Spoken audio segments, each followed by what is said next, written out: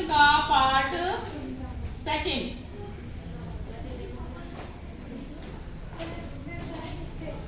हमने जो है कल इन्वर्टेड कॉमर्स तक पढ़ा था और आज हम करेंगे इसका एपोस्ट्रोफी।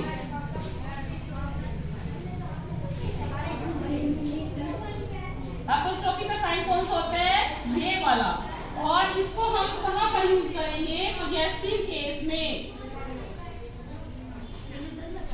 पॉजेसिव केस क्या होते हैं? जिससे किसी का हम संबंध बनाते हैं, नाउन से हम जो रिलेशन बताते हैं, जैसे राम, राम का, ठीक है, यानी कि हिंदी में बोलते हैं का के की उसका, राम का। तो यहाँ पर हम एपोस्ट्रोफी लाके जो एस लगाते हैं वहां पर हम एपोस्ट्रोफी साइन का यूज करते हैं। जैसे राम हाउस, राम का घर, ये हमने यहाँ पर एपोस्ट्रोफी लगाया है, राम का घर। जैसे एक सेंटेंस हो रहा है, आई सा राम्स बुक, आई सा राम्स बुक, राम की किताब, laying on the table, full stop. ठीक है, तो पहला पॉइंट हम कहां पर लगाएंगे? पॉजेसिव केस में, नाउन के साथ उसका संबंध दर्शाने के लिए। दूसरा हम एपोस्ट्रोफी का यूज कहां पर करेंगे? जो हमारी नाउन बहुवचन में होती है, नाउन प्लूरल के साथ। जैसे GIRLS गर्ल्स, ये गर्ल्स हमारा क्या है? नाउन प्लूरल है, ठीक है। तो गर्ल्स यहाँ पर इसके साथ हम क्या लगाएंगे? जैसे this is a girls school, example है this is a girls school, ठीक है। तो हमने एपोस्ट्रोफी बहुवचन प्लूरल के बाद लगाया है, यानी कि यहाँ पर हम एपोस्ट्रोफी लगाएंगे जो नाउन प्लूरल होती है हमारी। जैसे एक एग्जांपल और देखते हैं, that is the kids house, यह बच्चों का कमरा है। अब किड हमारा क्या है? नाउन है, ऐसे लगा दे तो बहुवचन नाउन बन गया, वैसी गर्ल हमारी नाउन है, ऐसे लगा दे तो प्लूरल बन गया। और इसके बाद हमने एपोस्ट्रोफी का यूज करना है, ठीक है। तीसरा हम कहां पर यूज करेंगे?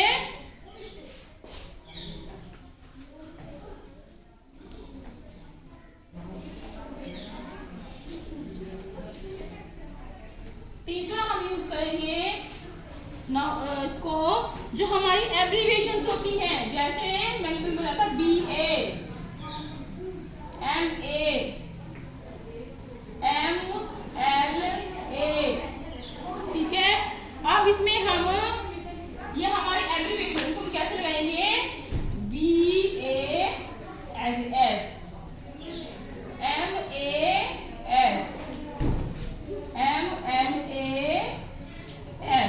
इस तरह से हमने एपोस्ट्रोफी का यूज किया है। एब्रीविएशंस का मतलब होता है जो शॉर्ट फॉर्म हमारी होती हैं, ठीक है। उसके बाद किसी भी वर्ड की जगह पर एपोस्ट्रोफी का यूज कर सकते हैं, जैसे डोंट,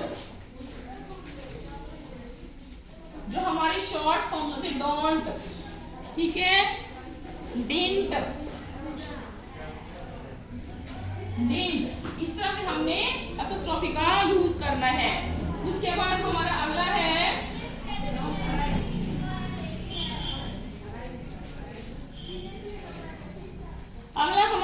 साइन ऑफ एक्सक्लेमेशन।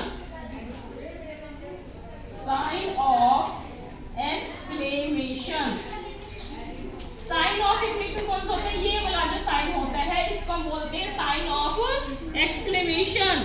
यानी कि इस साइन का यूज हम पंक्चुएशन में क्या करते हैं? जब हमें कोई अचानक से कोई खबर पता चलती है, कोई दुख हो, अचानक सडन फीलिंग के लिए हम इसका यूज करते हैं। कहां पर? सडन फीलिंग के लिए, ठीक है। जैसे hurrah, we have won the match,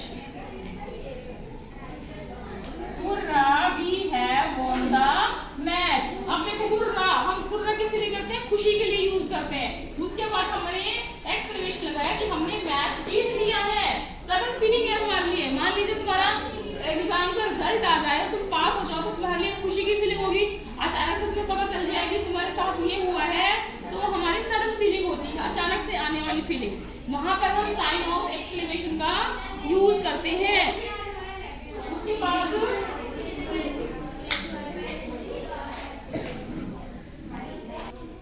हम कहाँ पर यूज करते हैं, अपने मतलब कि जो हमारे विचार होते हैं किसी व्यक्ति या किसी चीज के बारे में, उनको अगर हम किसी पर स्ट्रेस देने के लिए यूज करते हैं, तो वहां पर भी हम क्या करते हैं, साइन ऑफ एक्सक्लेमेशन का यूज करते हैं।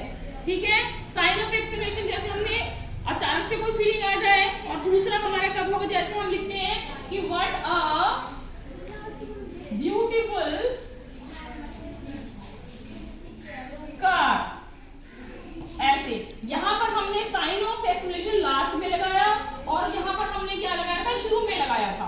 ठीक है, यहाँ पर हमारी सडन फीलिंग के बारे में बताया गया था, यहाँ पर है कि हम किसी के बारे में एकदम से कोई कहे कि हमें कोई चीज बहुत सुंदर लगी है, कि what a beautiful view, what a beautiful girl, what a beautiful picture. ठीक है, तो उस चीज पर स्ट्रेस देने के लिए, किसी पर जोर देने के लिए, हमें कोई चीज अच्छी लगती है, कोई व्यक्ति अच्छा लगता है, तो उसको एक्सप्रेस करने के लिए हम क्या करते हैं, एपोस्ट्रोफी का यूज करते हैं लास्ट में। ठीक है, दोनों में डिफरेंस पता चल गया। उसके वजह से how fine is the weather, जब मान लीजिए मौसम बारिश वाला हो जाता है, तो हम बोलते हैं ना कि हाय मतलब कितना अच्छा मौसम हो गया है, तो हम उस चीज पे स्ट्रेस देने के लिए how fine is the weather, कि मौसम कितना सुहावना हो गया है, कितना अच्छा मौसम है, तो हम उसको अपनी फीलिंग हमारे अंदर जो आती है उसको एक्सप्रेस करने के लिए हम एपोस्ट्रोफी का यूज करते हैं। तीसरा, हम एपोस्ट्रोफी का यूज कहाँ करते हैं, किसी को ब्लेसिंग देने के लिए, ब्लेसिंग देने के लिए। ब्लेसिंग का मतलब होता है अपनी शुभकामनाएं देने के लिए, अपना आशीर्वाद देने के लिए भी हम एपोस्ट्रोफी का यूज करते हैं। जैसे हम लिखते हैं मे गॉड ब्लेस यू, तुम बर्थडे की ट्रॉफी लेके आते हो तो मे गॉड ब्लेस यू। ठीक है, और लास्ट में लगाते हैं apostrophe may you live long, may you live long. ठीक है, अब तुम्हारे पास जो एग्जाम में आएगा वो इस तरह के सेंटेंस आते हैं, तो तुमने एपोस्ट्रोफी लगाना होता है इस तरह के सेंटेंसेस में। ठीक है, नेक्स्ट हमारा है सेमीकोलन। आप देखो अगला हमारा है सेमीकोलन। सेमीकोलन कैसा होता है कि एक छोटा सा डॉट होगा, उसके बाद ऐसे छोटा सा कॉमा होगा, इसको हम बोलते हैं सेमीकोलन।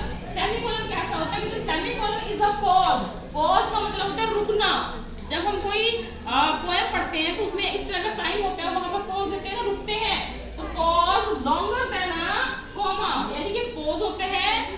ठीक है, और कॉमा से क्या होता है, बड़ा होता है, but shorter than a full stop, लेकिन फुल स्टॉप से छोटा होता है। फुल स्टॉप का मतलब होता है कि वहां पर लाइन कंप्लीट हो चुकी है, कॉमा भी पॉज होता है, लेकिन सेमीकोलन उससे थोड़ा बड़ा होता है।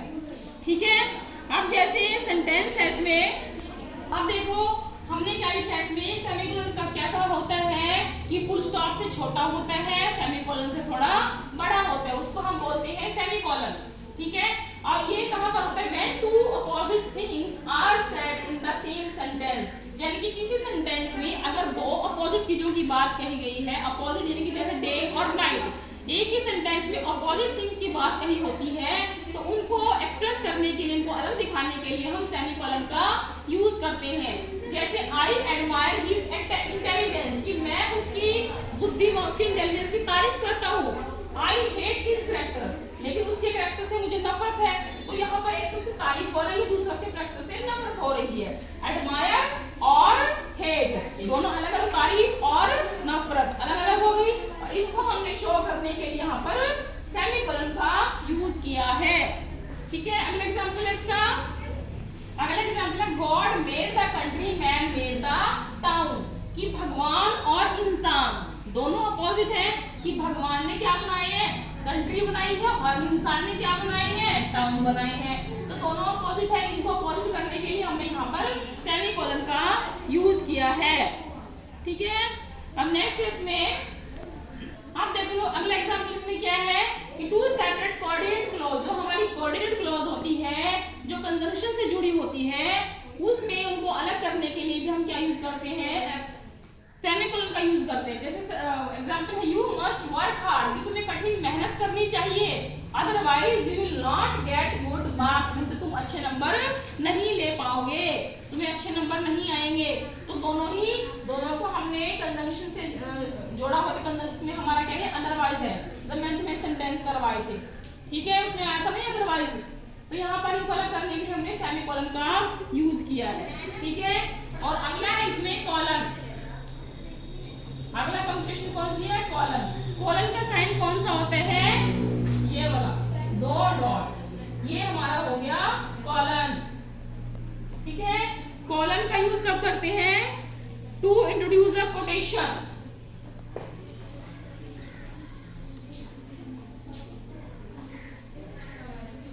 कोटेशन को इंट्रोड्यूस करने के लिए।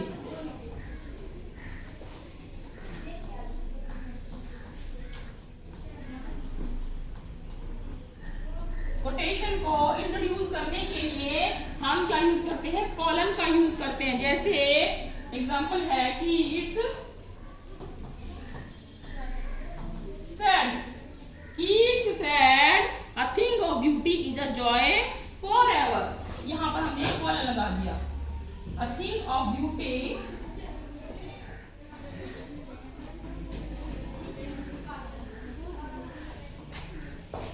Joy for ever,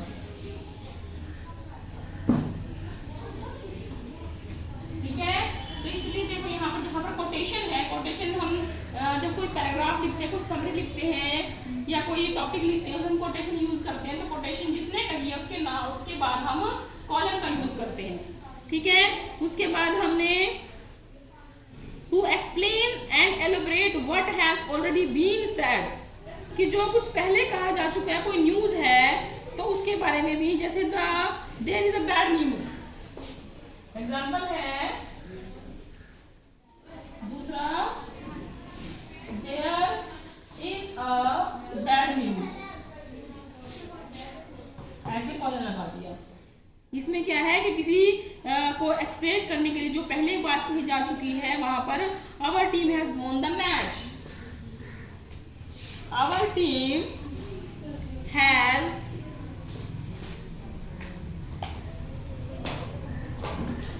lost the match,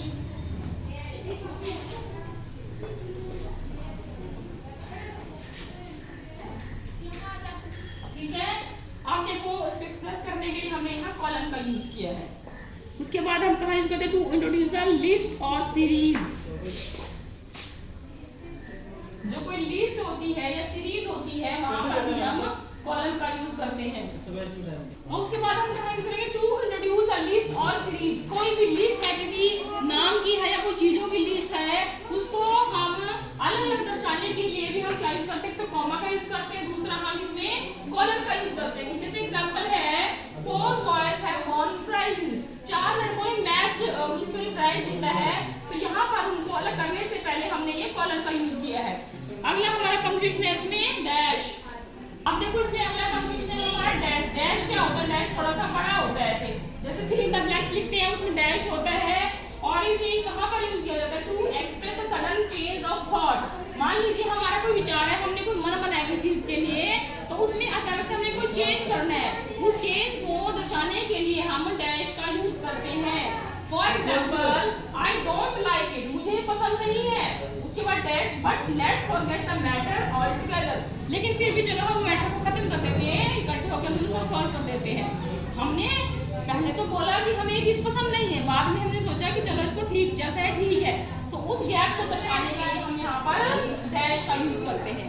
next है इसमें, अब देखो अगला इसमें to indicate a break in thought and hesitation. Hesitation का मतलब होता है कि हमें कोई भी बात कहने में एकदम से झिझक महसूस होना, ठीक है। मान लीजिए हम अपने कोई विचार रख रहे हैं, उसको उसमें थोड़ा सा ब्रेक करने के लिए भी हम मान लीजिए कोई बात नहीं कह पा रहे हैं, तो हम इसको डैश से करते हैं। जैसे आई मतलब मैं, जब तुम कोई काम करते कि मैं ये ऐसा कर रहा हूं, मतलब अटकते हो उस चीज को, डरते हो उस चीज को कहने के लिए, ठीक है, हेजिटेशन है उस चीज को कहने के लिए, तब हम उसको यहाँ डैश कर सकते हैं, I don't accept the charge, ठीक है। तो इस तरह से हमने इसको डैश को पढ़ा है। उसके बाद हमारा अगला पंक्चुएशन है हाइफन। अगला हमारा है हाइफन। हाइफन क्या होता है? छोटा सा डैश, छोटा सा साइन होता है। और ये कैसे यूज किया? क्या होता है? Hyphen is a shorter horizontal line. एक छोटी सी हॉरिजॉन्टल लाइन होती है। देन द डैश, डैश से छोटी। It is used to join the parts of compound word. जो हमारे कंपाउंड वर्ड होते हैं उनको जोड़ने के लिए हम हाइफन का यूज करते हैं। कंपाउंड वर्ड कौन से होते हैं? जैसे father in law, father in law, mother in law. ठीक है, तो ये देखो हमने यहाँ पर क्या यूज किया है? हाइफन का यूज किया है। जैसे टूथब्रश, टूथब्रश। उसके बाद है सिस्टर इन लॉ।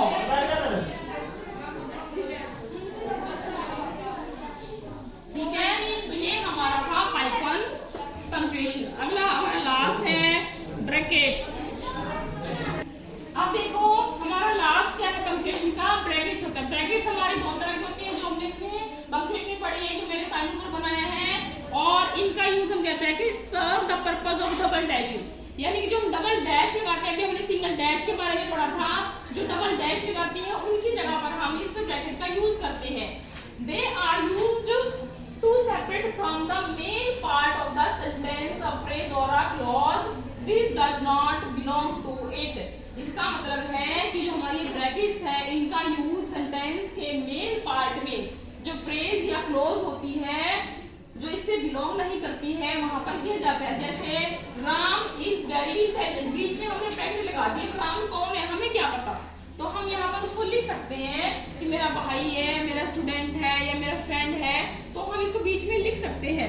ठीक है, जैसे मान लीजिए हम कोई लेटर लिखते हैं, कोई एप्लीकेशन लिखते हैं, तो लिखते हैं आई। अब यहाँ पर हमने ले लिया पीपीटी डैश डैश। ठीक है, जो भी हम लिखना चाहें। अब यहाँ पर आई के बाद का नाम लिखूंगी जो कि ब्रैकेट में शो होगा। ठीक है, वो ब्रैकेट इसलिए बनाई जाती है कि जो हमारा मेन सेंटेंस है उसमें जो बात का, मान लीजिए कोई बात चल रही है लेकिन उसको हम कहना नहीं चाहते, तो उसको शॉर्ट फॉर्म में यहाँ पर मेंशन कर सकते हैं। अलग